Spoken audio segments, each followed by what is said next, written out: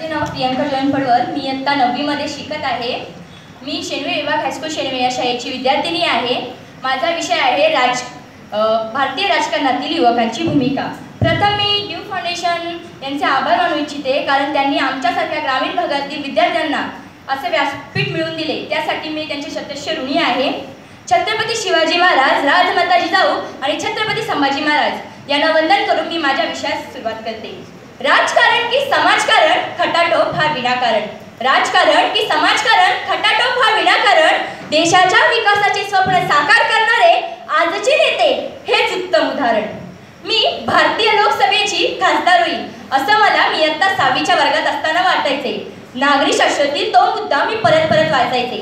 आज माझा देश विकासाच्या वाटेवर जात असताना एक युवती म्हणून मला माझ्या देशाच्या प्रगतीसाठी हातभार उचलायचा असेल तर मला या राजकारणात उतरायलाच हवे वगैरे वगैरे.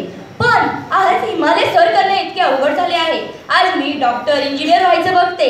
काय झाले माझ्या आयुष्यात की माझा हा निर्णय बदलला मलाच समजले नाही. डॉक्टर अब्दुल कलामांचे ते वाक्य अजूनही माझ्या कानात निनादत आहे. आपल्या तरुणाईने प्रगती साधण्यासाठी एक भव्य कार्य डोळ्यासमोर ठेवावे व ते पूर्ण करण्यासाठी झटावे व देशाचे चित्र बदलावे. त्यांची मने प्रेरित करूनच आपण आपल्या विकसित भारताचे स्वप्न साकार करता येईल. म्हणूनच माझी राजकारणाबाबतची आस्था अजूनही टिकून आहे. आजच्या नेत्यांकडे पाहिले तर असं वाटतं की तुझ्या आधी दिली या समाजाची नाडी, राहिला माडी आणि फिरायला गाडी.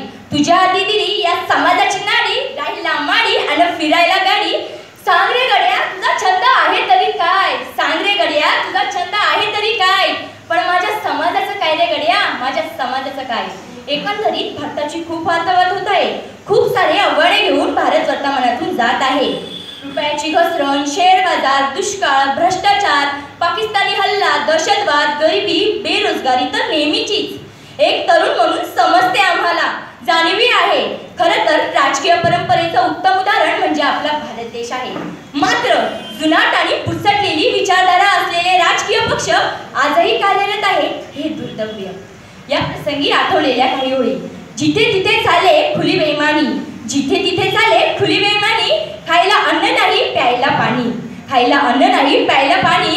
सांग रे गड्या माझ्या देशाचं होणार तरी काय, सांग रे गड्या माझ्या देशाचं होणार तरी काय.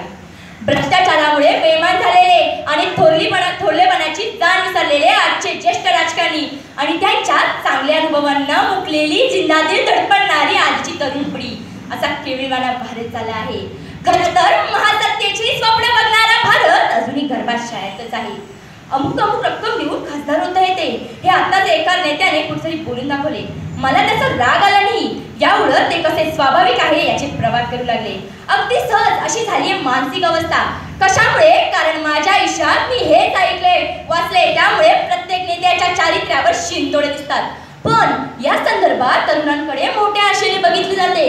कशासाठी? परिवर्तनासाठी. होय, परिवर्तनासाठी. जगाच्या इतिहासात कुठल्याही क्रांतीला तरुणाईनेच बल आणि वेग दिला आहे.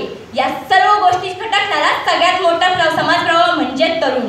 एका मिनिटाची अपडेट घेण्यासाठी तडफडणारा तरुण चौकस आहे. त्याच्या विचार कक्षात रुंदावले आहे. तो इतिहासही जाणतो आणि समाजशास्त्रही.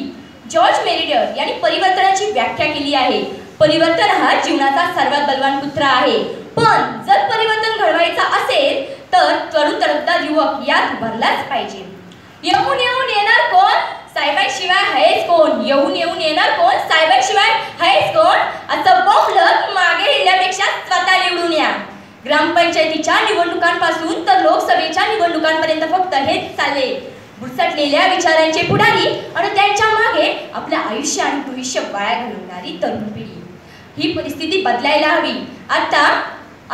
आता आदर्श थोर श्रेष्ठ मंडळींचे आणि सदस्य माझ्या युवकाचे. कारण माझा आजचा युवक पुढे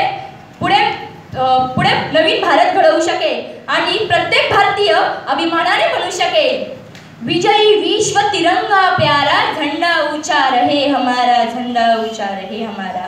आजच्या तरुणांना एवढंच मनुष्य वाटतं. उठ तरुणा जागा हो, युवा शक्तीचा धागा हो, युवा शक्तीचा धागा हो. जय हिंद, जय महाराष्ट्र.